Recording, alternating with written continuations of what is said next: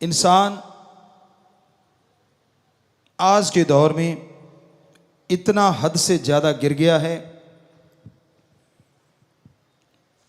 कि आप किसी पे यकीन नहीं कर सकते। समय इतना तेजी से बदल रहा है, समय बहुत तेज गति से परिवर्तन की तरफ जा रहा है। वो परिवर्तन कैसा होगा, क्या होगा, ये तो राम जी जाने, वो ओम हरि परमात्मा जाने।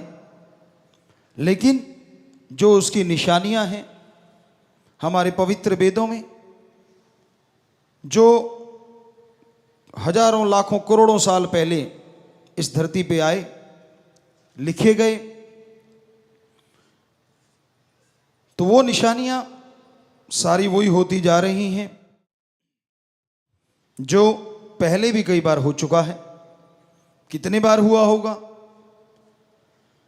ये विज्ञान में कोई समझ नहीं है, लेकिन धर्म महाविज्ञान है। हमने अपने पवित्र धर्मों में जितने भी पवित्र ग्रंथ हैं सबको पढ़ा। पवित्र वेदों में पवित्र रामायण है, महाभारत है, और सभी धर्मों के पवित्र ग्रंथ, महापुरुषों के वचन पढ़ के देखे। और शास्त्र नाम शाह मस्ताना जी दाता ने फिर अनुभव करवाया, महसूस किया। तो आपसे बोला कि वही चीजें जो महसूस की आपको बताएंगे। तो आदि काल से इस तरह जब प्रकृति में परिवर्तन आते हैं, आज इस धरती पे आ रहे हैं, आज इस त्रिलोकी में आ रहे हैं, सैकड़ों त्रिलोकियां हैं, और ये परिवर्तन सब जगह आए हैं। उनके अनुसार आने वाला समय बहुत ही बुरा है। हम कोई डराना नहीं चाहते, हमारा कोई इरादा आपको डराने का नहीं है। हमारा कहने का मतलब कि जो दिन गुजर गया शुक्र करो, और आने वाला दिन बुरा होता जा रहा है। यकीन के लायक अगर दृढ़ यकीन करना चाहते हो, दृढ़ विश्वास रखना चाहते हो, तो एक ही है, ओम हरि अल्लाह परमात्मा सतगुरु दाता राम।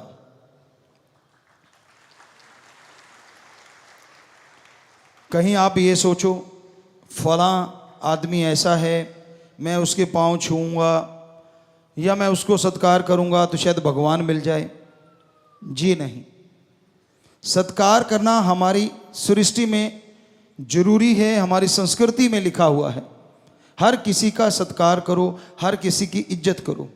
माँ बाप बच्चे को लड़ते भी हैं, रोकते भी हैं, लेकिन इसका मतलब ये नहीं होता कि माँ बाप आपके दुश्मन हैं।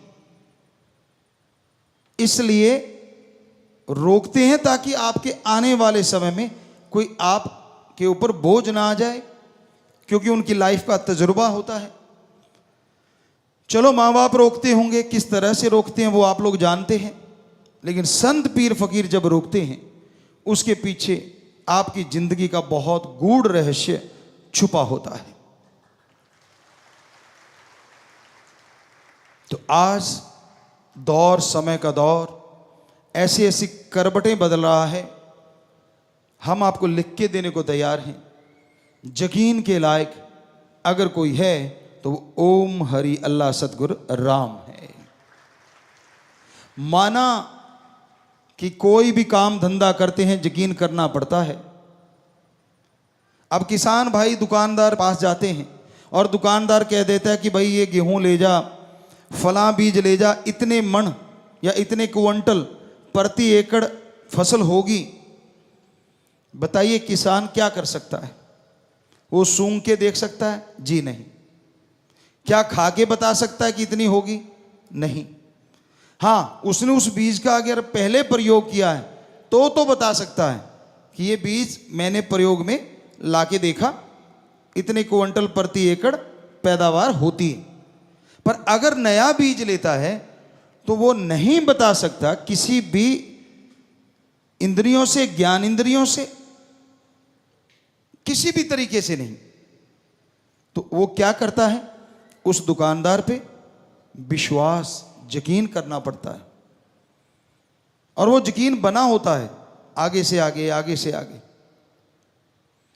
और जब बीज डालता है, निराई गुड़ाई, खाद स्प्रे जो भी होती हैं सही समय पे करता है तो फसल भी अच्छी होती है। तो यकीन हकीकत में बदल जाता है, वास्तविकता में बदल जाता है कि हाँ उतना ही हुआ, तो उस बंदे पे यकीन और बढ़ जाता है। लेकिन रूहानियत, सूफियत कहती है, जो परम पिताजी वचन किया करते, आज भी करवा रहे हैं, कि रहना मस्त ते होना होशियार चाहिए। मस्ती अपनी जगह है, लेकिन सचेत रहना अपनी जगह है। जो आदमी आंखें बंद करके किसी पे यकीन कर लेते हैं, आज नहीं तो कल धोखा जरूर खा जाते हैं। समय का दौर ऐसा है।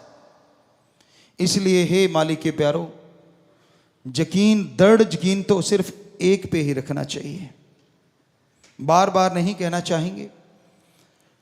सो वो आपको बताया, या तो उस ओम हरि अल्लाह वाहेगुरु राम पे, या उसके कोई सच्चे संत सदगुरु पीर फकीर पे जो आपको राम से जोड़ता हो, आपसे कोई पर्सनल उसको कुछ लेना देना ना हो, आपके पैसों से या तन मन धन से। हाँ, मन से जरूर होता है। संत कहते कि मन को अच्छे कामों में लगा, बुरे कर्म मत कर, धन को अच्छे कर्मों में लगा, कार्य करता रहे और मेहनत की, कड़ा परिश्रम करके हक हलाल की कमाई कर, हार्ड वर्क कर। तो ये तो वो जरूर कहते हैं, पर उनको अपना कोई स्वार्थ किसी से नहीं होता। निस्वार्थ सेवा करता है सच्चा संत या उसकी औलाद, उसके भक्त। पर जब सेवा करते हो, किसी से मान बढ़ाई की इच्छा ना रखो।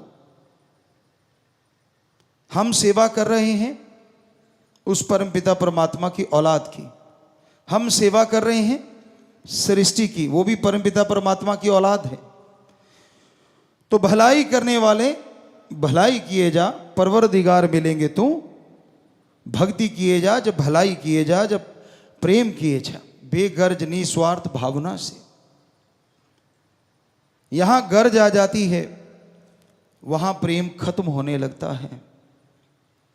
तो इसलिए बेहद जरूरी है दृढ़ यकीन परमपिता परमात्मा मालिक पे रखो। और सहजोबाई वाली बात जो आपको इतनी बार सुनाई हमने, उसको दिलो दिमाग में धार के रखो। निगाह में किसी दूसरे के लिए वो ख्याल नहीं होना चाहिए जो ओम हरि राम परमात्मा के लिए होता है, एक भक्त के लिए।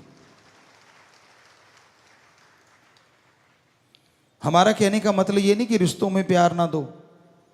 जो रिश्तों में सही है, जायज है, वो प्रेम दो। भाई बहन का रिश्ता है, माँ बेटे का, बाप बेटे का, बेटी का, माँ बेटी का, तो जितने भी रिश्ते हमारे समाज में हैं, उनके प्रति जो कर्तव्य है, जो सही भावना है, वो रखते हुए आप सत्कार भी करो और प्रेम भी रखो। लेकिन हद से ना गुजर जाओ। जब आदमी हद से ज़्यादा गुजर जाता है और उसके जब चोट लगती है, जब यकीन टूटते हैं, तो वो चोट को सहन नहीं कर पाता। आपने देखा होगा, समाज में देखा होगा, खुद महसूस किया होगा। छोटे से बच्चे को मां पालती है, पहले 9 महीने गर्भ में रखती है, कितनी उम्मीदें, कितना चाव होता है, पर दर्द भी बड़ा होता है। मां सहती भी बहुत है। बच्चा बाहर आता है, माँ बाप उम्मीद रखते हैं बड़ा हो के ये ऐसे होगा, ऐसे होगा, मतलब अपने सुख के लिए कह लीजिए, या यूं कह लीजिए कि हमारी एक संस्कृति है, एक रीत है कि हाँ अब हम संभाल रहे हैं तो बुजुर्ग अवस्था में ये हमारा सहारा बनेगा, सीधी सी बात। लेकिन आज का दौर ऐसा आ गया है, बच्चा जवान होता है और उसकी भावनाएं अंगड़ाइयां लेने लगती हैं। गदा पचीसी उमरा जोर जवानी का, परमपिता दाता रहबर ने एक ये भजन बनाया कि एक दौर ऐसा आता है जिसमें आदमी को लगता है मैं ही सही हूं, बाकी सारी दुनिया गलत। तो उस दौर में वो अपने माँ बाप को, परिवार को कुछ नहीं समझता, उसके पर्सनल रिलेशन हो जाते हैं, यानी वो कहते हैं मेरे ही रिश्ते हैं, मेरे तक ही सीमित। तो भाई ऐसे समय में जब ऐसा कुछ हो रहा है तो कितनी चोट लगती होगी सच्चे माँ बाप के दिल पे, जिनको बच्चे एक पल में ठुकरा देते हैं। इसका मतलब ये नहीं कि रिश्तों में यकीन नहीं रखना, रखना तो पड़ेगा ही, लेकिन संस्कार अच्छे दो बच्चों को।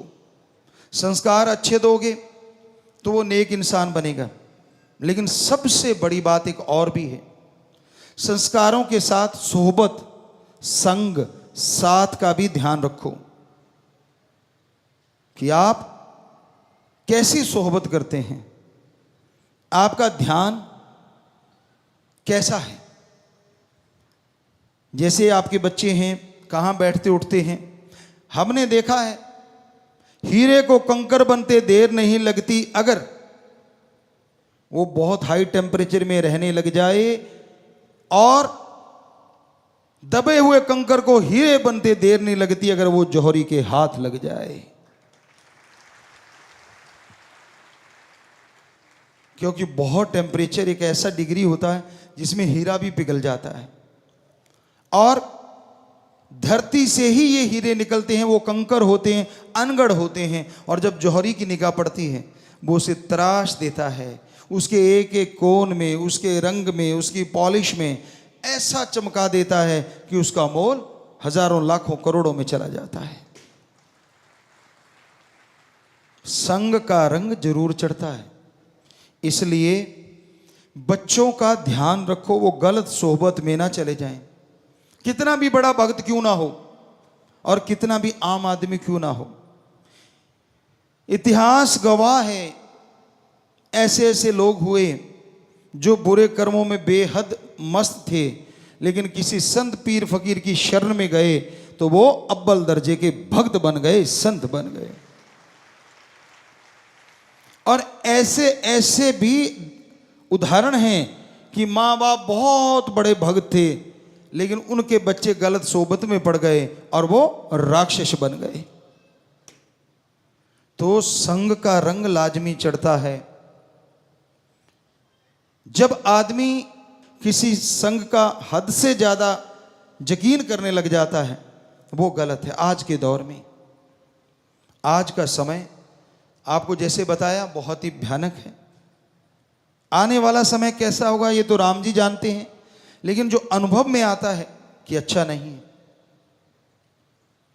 नशे के दरिया बह रहे हैं, ईगो अहंकार के दरिया बह रहे हैं, पैसा भगवान हुआ पड़ा है, और सोहबत में जब आदमी गलत में पड़ता है अच्छे बुरे की पहचान नहीं रहती। इसलिए हम आप सबसे हाथ जोड़ के यही प्रार्थना करेंगे कि हद से ज़्यादा यकीन एक पे किया जाता है, वो ओम हरि या उसका कोई सच्चा संत पीर फकीर है, वरना और किसी पे हद से ज़्यादा, एक हद तक एक सीमा है रिश्तों की, उससे ज़्यादा अगर यकीन कर बैठोगे तो कभी भी धोखा खा सकते हो। हमने ये देखा पीर फकीर की बात ना मानते हुए कई सज्जन ऐसा कर बैठते हैं और फिर पछताते रहते हैं। तो आप सबसे यही प्रार्थना कि सुमरन किया करो, राम का नाम जपा करो, क्योंकि चक्की जब चलती है सब कुछ पिस जाता है, लेकिन जो धुरे के साथ लगे दाने, सारा आटा पिसने के बाद पत्थर उठाते हैं तो वो ज्यों के त्यों पड़े होते हैं। ये आज से नहीं, साईं मस्ताना जी महाराज 1948 से लेके आज तक पता नहीं ये कितनी बार वचन हम लोगों ने आपको किए होंगे, क्योंकि ये एहसास है, एक अनुभव है, एक तजुर्बा है सूफियत का, रूहानियत का। तो वो समय कब आएगा, वो समय कौन सा होगा, ये तो परमपिता परमात्मा जानते हैं। लेकिन जो निशानियां हैं वो अजीबोगरीब जरूर हो रही हैं। क्या आप नहीं फील करते? आप किसी बुजुर्ग से पूछ लो, क्या मई के महीने में 15 दिन सावन जैसी झड़ी लगी है? ऐसे ऐसे देशों में, यहां कभी गर्मी पड़ी नहीं थी, गर्मी से लोग मर रहे हैं। ऐसे ऐसे देशों में यहां बरसात की बूंद नहीं पड़ी थी, वहां बाढ़ आ रही है। कभी पहले सुना? हमने तो नहीं सुना। हालांकि 55-56 साल की उम्र, 56 की हो गए, लेकिन नहीं सुना। तो हमसे बड़े भी उम्र में, उम्र दराज की बात है, बुजुर्गों से पूछा 100-100 साल के, वो कहते हमने नहीं सुना, हमने तो बाप दादा से नहीं सुना। तो इसका मतलब हो क्या रहा है? क्योंकि ऐसा ही समय कभी पहले भी आए थे। सब सृष्टियों में, सब धरतियों पे, सैकड़ों जगह जो त्रिलोकियां, उनमें भी आया। तो आज इंसान की ईगो बढ़ गई है। इंसान संतों को जब बेवकूफ समझने लग जाता है, भगवान को मतलब परस्ती के लिए इस्तेमाल करने लग जाता है, तब समझ लो समय बुरे से बदतर होता जा रहा है, बुरे से बुरा होता जा रहा है। तो आज का दौर कुछ ऐसा ही होता जा रहा है। आज के दौर में लोग मतलब परस्त ज्यादा हैं, अपना मतलब हल करने के लिए इस्तेमाल करते हैं भगवान का। क्या आपने खुशी खुशी कभी किसी को भगवान को याद करते देखा? मालिक के प्यारे होंगे जो करते हैं, ऐसा नहीं कि बीज नाश हो गया। बहुत कम लोग। धंधा डगमगा रहा है तो भगवान प्यारा, बच्चा बीमार हो रहा है तो भगवान प्यारा, पेपर सिर पे हैं तो भगवान प्यारा, खेलने जा रहे हैं, कंपटीशन तगड़ा है तो भगवान प्यारा। तो मेनली भगवान हम लोगों ने ऐसी शक्ति समझ लिया कि जब जरूरत पड़े इस्तेमाल कर लो, जब उसकी जरूरत नहीं साइड पे कर दो। जबकि यह गलत है। अगर आप सुख शांति में परमात्मा का नाम लोगे तो यह हो नहीं सकता कि आपके नजदीक कभी दुख आए भी। इसलिए सुख शांति में सुमरन किया करो ताकि दुख आने ही ना पाए। डॉक्टर साहबान क्या बताते हैं, हमारे बहुत से डॉक्टर यहां बैठे होंगे, कि हमारा शरीर हमारा खुद का एक डॉक्टर है। जब हम अपने शरीर की नहीं सुनते तो हम धोखा खा जाते हैं। आप खाने लगते हो, ठूंसते हो, जब खाना एक अलग चीज है, ठूंसना एक अलग चीज। स्वाद लगता रहता है, अंदर से जरूर आवाज आएगी कि बस हो गया, डकार भी आएंगे, बॉडी कहती है बस, कहता नहीं नहीं स्वाद बहुत है। और फिर ये स्ट्रेचेबल कपड़ा है, हमारी स्किन, ये यूं भी बढ़ जाती है और चिपक भी जाती है, ये अपने हाथ में। तो आप डस्टबिन, कल हमने भजन में सुनाया था आपको कि डस्टबिन पेट को ना बनाओगा, कि भाई डस्टबिन ना समझो इसको। पेट्रोल आपको प्योर चाहिए गाड़ी में, कहीं कैरोसिन ना मिला हो, गाड़ी 70-80 हज़ार की आ जाएगी। क्या ये शरीर किसी से बदल लोगे? नहीं बदल सकते। तो इस शरीर के लिए भी तो सोच समझ के खाया करो, एक लिमिट होनी चाहिए। अरे पशु नहीं सोच समझ के खाते, उनको भी अफारा आ जाता है। भैंसों को देखा हमने घरों में रहते हुए, जो किसान भाई बैठे हैं जो ये काम करते हैं, उन्होंने देखा होगा कई बार अच्छा चारा लगा, इतना खा लेती हैं, दूध कम हो जाता है। सोचती हैं ये क्या हो गया, मैंने तो बढ़िया खिलाया था, ये नहीं पता वो ओवरडोज हो गई अंदर। तो आपकी भी तो होती है, किसके नहीं हुई होगी? कभी ना कभी तो ज्यादा खा ही लिया होगा। वो कहते हैं ना, एक कहावत है पुराने बुजुर्गों की, भूखा ना पछताए खा के पछताए। भूखा क्या पछता लेगा, उसके अंदर क्या है, हल्का फुल्का ठीक है तेजाब बना, ये हुआ, लेकिन इतना भी भूखा नहीं, थोड़ा भूखा। और ज्यादा खा लिया, ओहो गैस बन गई, तेजाब बन रहा है, हजम नहीं हो रहा, फूल के कुप्पा हो गए, गैस निकल नहीं रही। ढूंढते कैसे निकले, जैसे खाया तो पटाख से, निकलने में तो टाइम लगेगा ना, आंतड़ियां धीरे धीरे। तो कहने का मतलब, आप अपने शरीर का ध्यान रखिए और आत्मा का ख्याल रखिए। आत्मा का ख्याल रखोगे शरीर मजबूत हो जाएगा, आत्मा का ख्याल रखोगे तंदुरुस्ती ताजगी आएगी, आत्मा का ख्याल रखोगे, विचार शुद्ध आएंगे और शुद्ध विचार से ही हो सकता है भगवान कृपा कर दें और आने वाले भयानक समय को परिवर्तित कर दें और बदल दें, अदरवाइज मुश्किल है। तो सुमरन और सेवा नेक नियत से किया जाए, फलता फूलता जरूर है।